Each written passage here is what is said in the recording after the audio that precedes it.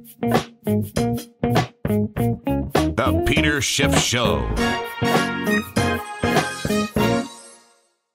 Apparently, any day now, we're going to get the verdict from the grand jury that is now investigating the shooting of Michael Brown. Darren Wilson has been under investigation for months now, and all sorts of evidence and testimony is being presented, probably more evidence and testimony than has ever been presented before any grand jury.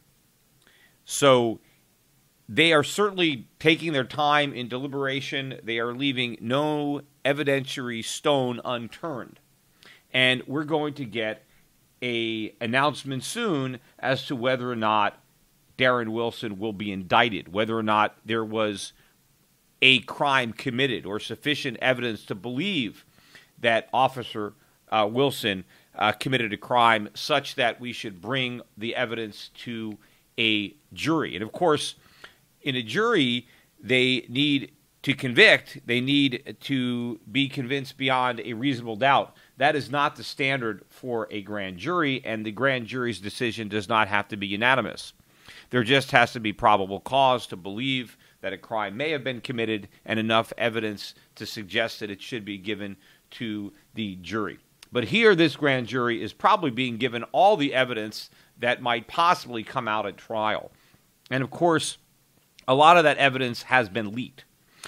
But the point is, the state of Missouri is getting ready for the verdict, and the governor has called a state of emergency, and everybody is preparing for the potential riots, looting, as protesters react to a non-indictment. So if he is indicted, everything is going to be fine. But if he's not indicted, right, all hell's going to break loose. Now, what is that telling you? Because justice is being done. The grand jury is being given all of the evidence that the state can present against Darren Wilson. And if they choose not to indict him, maybe it's because there's no evidence of his guilt. In fact, based on what's been leaked, there is overwhelming evidence of his innocence. Not only the forensic evidence, all of which supports Darren Wilson's version of events, which of course was that he was attacked by the teen and he shot him in self-defense. But there are actually more eyewitnesses, black eyewitnesses, not that that matters, but black eyewitnesses. There are more of them that have testified that Michael Brown was the aggressor, that Darren Wilson shot Michael Brown in self-defense, that Michael Brown's arms were not raised above his head, that he was not surrendering, that he was charging the officer. There's only a handful, maybe three witnesses that claim his arms were up. And one of them was the accomplice in the robbery, a guy that has a history of lying to police. And also, the reason that the witnesses who are speaking truthfully, I believe the others are either lying or mistaking, the ones that are saying that his arms were raised. But all these witnesses that are speaking truthfully under oath, right? The people that are saying that Michael Brown was surrendering, they're not making those statements sworn under oath, under penalty of perjury. But the people who are swearing under penalty of perjury to tell the truth, they're saying that Michael Brown did not have his arms up. Why do they want to be anonymous? Because the only witnesses that are coming forward are the ones that are basically siding with Michael Brown and saying that he was murdered in cold blood. Because the people who are speaking the truth are afraid that if they publicly speak the truth, there will be retaliation. You see, they're afraid to snitch on Michael Brown, even though he's dead. That is the culture. The cops are the enemies, and you protect your own. You lie to protect your own. And that's what I believe some of these witnesses are doing who claim that Michael Brown had his arms up in surrender. They are just protecting Michael Brown. They don't want to snitch him out. They don't want to admit that he was committing a crime, even though he's already dead. And maybe some of them, it's just wishful thinking. People just want to believe that he was innocent and gunned down because it fits the narrative that they want to pursue of a white racist society in which young, innocent blacks have to be in fear of white racists just randomly gunning them down. But the people who are speaking the truth under oath, when they know that there's no retaliation from the community, they're saying that Officer Wilson acted in self-defense. Why would they say that if it wasn't true? Right? There's no reason. So you have the witnesses and the evidence that overwhelmingly support that Officer Brown was not only not guilty, but that he's innocent, right, of these charges.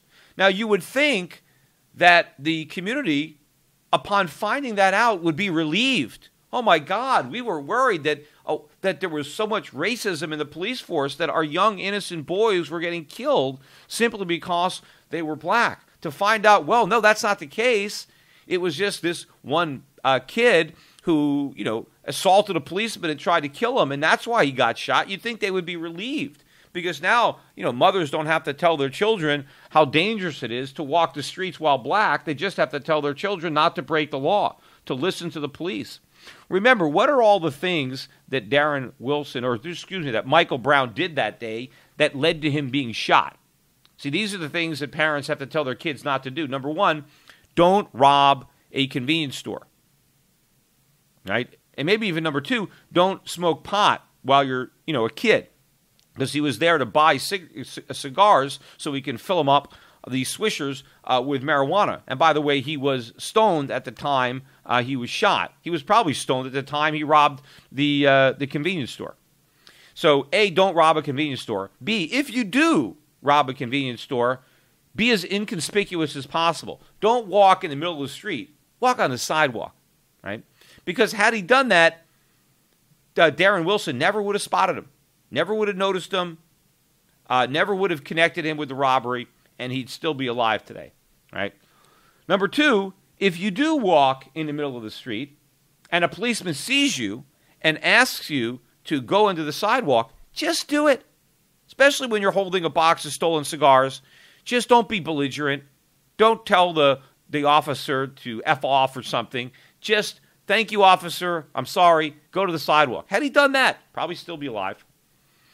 If you make the mistake of refusing to listen to the officer when he tries to get out of his car, let him. Don't slam the door and start punching him repeatedly through the window. And definitely don't try to get his gun. Because if you try to get an officer's gun, he's going to be worried that you're going to shoot him with it. And that's probably what happened. And, of course, Darren Wilson, in the struggle, was shot in the thumb. And the forensic evidence shows he was shot from close range in the thumb because his hand was right by the officer's gun. So he did that. Then, if you try to get an officer's gun and you get shot in the thumb in the process and you're running away and the officer is able to regain his composure if he gets out of his police car and points a gun at you and tells you to freeze, you freeze. You raise your hands above your head and you say, I'm sorry, officer, I don't know what came over me, and you allow the officer to arrest you. You don't resist arrest and you don't threaten the policeman. But what did Darren Wilson do? Did he listen to the police officer? No. He charged him. He charged him. And even after he was shot once, he kept charging. And, of course, put yourself in Officer Wilson's position. Here's a 6'4", 300-pound guy who's already beaten you and tried to take your gun. And now he's charging at you. What do you think is running through the officer's mind? If this guy gets me, I'm dead. He went for my gun once. I'm not going to let him go for it again. Half the policemen who are killed or shot with their own guns. So he knows this guy is charging him. He's going to go for my gun again.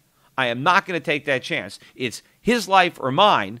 And obviously he decided for his own. Any one of us in the position would shoot somebody if we were fearful that if we didn't shoot that person, he was going to kill us. And Officer Darren Wilson had every reason to believe that had he allowed Michael Brown to get close enough to be able to reach his gun, that's exactly what he would have done. And so he shot him. And so whose fault is it? It's Michael Brown's fault, and it's his parents' fault because they raised this kid the way they did. And, we know what kind of parents he has. They've already been, there was a big altercation. Apparently the mother, there was a big fight with other relatives over who's allowed to make money selling Michael Brown T-shirts. With his arms up, don't shoot, even though that's not what he said. But everybody is preparing for this rioting if justice is served. They're going to riot if there's no indictment, but not if there is. Now, basically what they're saying is they don't care about the justice. They don't care about the evidence. They just want an indictment, regardless of the evidence. And if they don't get an indictment, they're going to riot. Now, why do they want an indictment? Well, because a white man shot a black man. Regardless of the reasons why. Doesn't matter what the white man was doing or what the black man was doing. The fact is, a white guy shot a black guy, and therefore we want justice. Well, they're getting justice because it was justifiable. It was the black guy who attacked the white guy. That's why he got shot. Not because he was black or because the officer was white, but because one man attacked a policeman. One man, right, robbed the convenience store, assaulted a policeman, resisted arrest, and attacked him, charged him. And so the policeman had no choice. Forget about, the races of either person. But there's going to be rioting, there's going to be looting. Why? Because you know what's going to happen? The leadership of the black community, those that are leading and race baiting in Ferguson, and even all the way up to the Obama administration Justice Department, you know what they're going to say? They're going to come out and say, well, it's a high standard. There just wasn't enough evidence to suggest that a jury would convict a policeman in this circumstances. They're going to act like he got off on a technicality. They're not going to come out and say, you know what, Darren Wilson was innocent and the evidence and the witness proved that. They're going to want to pretend that he was guilty and got away with it, which is going to play in to the hatred and the protesters, because they're going to think, there it is, there we go again. A white man kills a black man and he gets away with it because he's white, right? It's going to reinforce this idea of racism at the police force, right? That the only reason that this cop got away with murder is because he's white and the person he murdered is black. That is what the protesters are going to conclude. Why? Because that's what the leadership and that's what the media and that's what the Obama administration is going to be egging them on to do, rather than coming out and saying the truth, right? What should the president do? See, President Obama should basically have a press conference and invite, right, Darren Wilson. If he really wanted to heal the wounds and unite, the races, he would have a press conference and he would put his arm around Darren Wilson. And on behalf of his Justice Department and all the protesters, he should apologize to Darren Wilson for what he's been through. And say, you know what? We were wrong.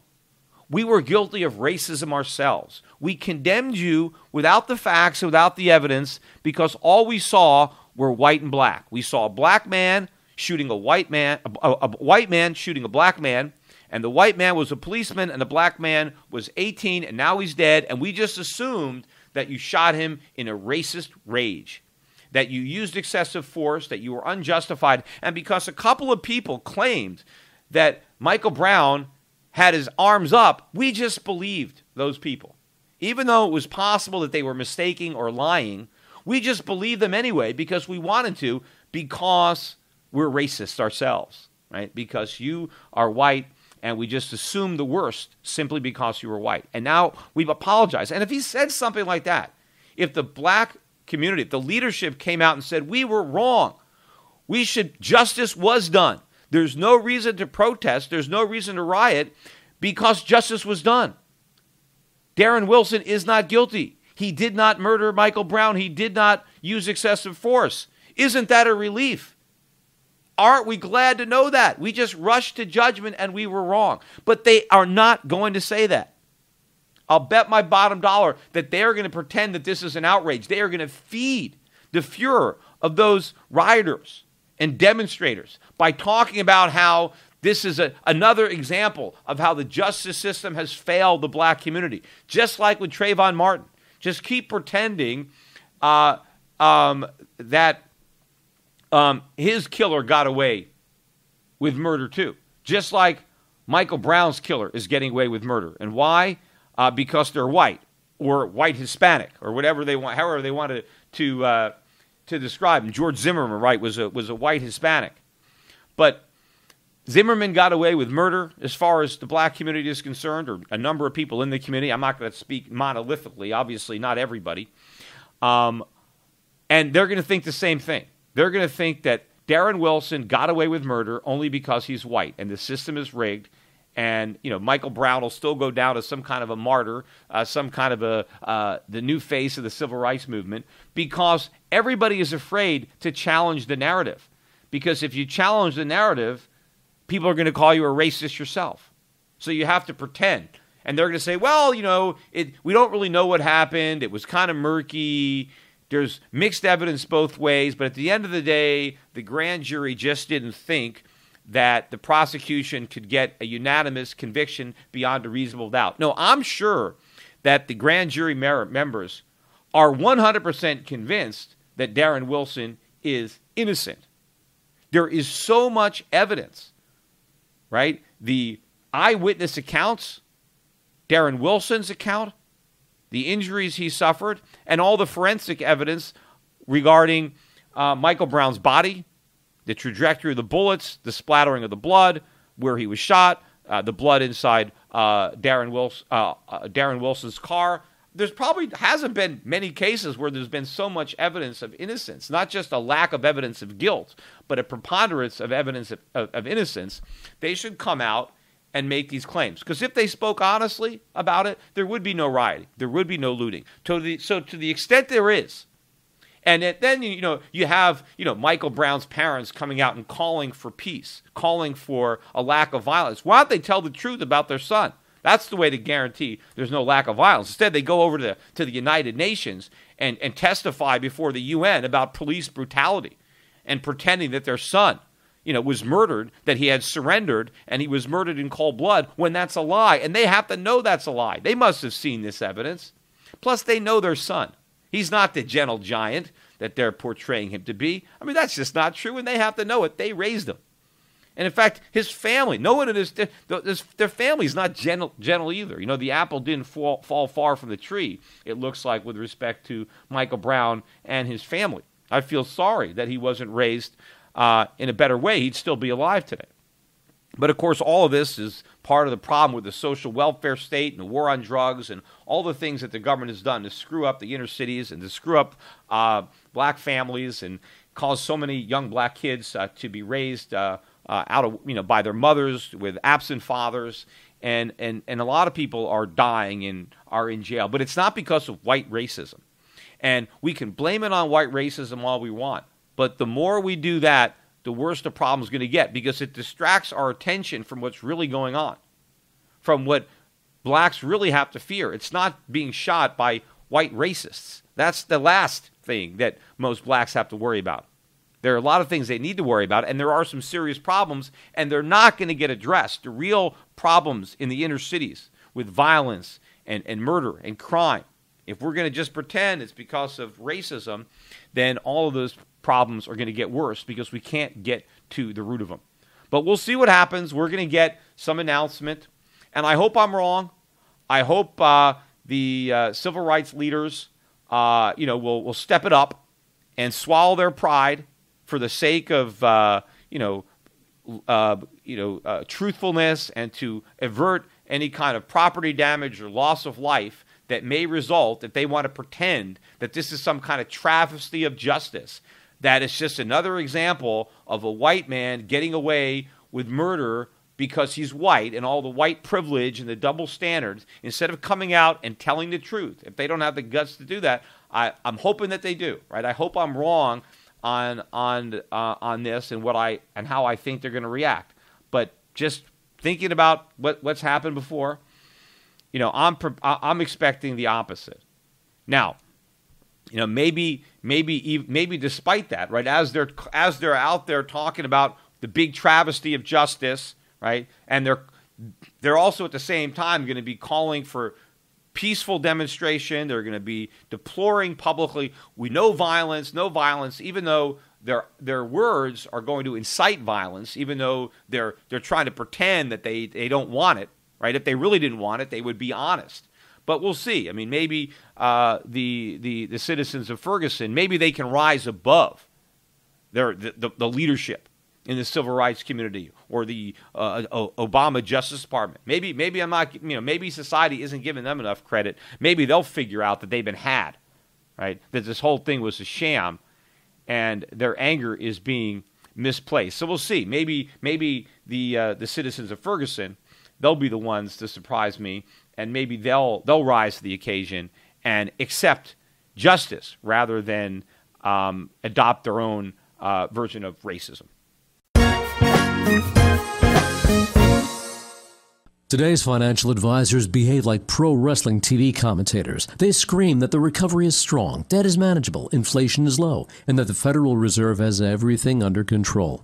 They may be oblivious, but the danger is real. Looking beyond the media hype can open a world of broader investing ideas. Euro Pacific Capital is a registered investment advisor that offers stock-focused wealth management services that closely follow the strategy of our founder and CEO, Peter Schiff. We concentrate on those countries that are more closely in tune with Peter's vision of how capitalism is supposed to work. And these investments are not hard to find, provided you know where to look. Isn't it time you change the channel and let Euro Pacific put a little reality back into your portfolio? If you live in the United States and have $25,000 or more to invest, call 800-727-7922. That's 800-727-7922. Non-U.S. residents access similar strategies through Euro Pacific Bank at europacbank.com. Euro Pacific Capital and Euro Pacific Bank are affiliated companies.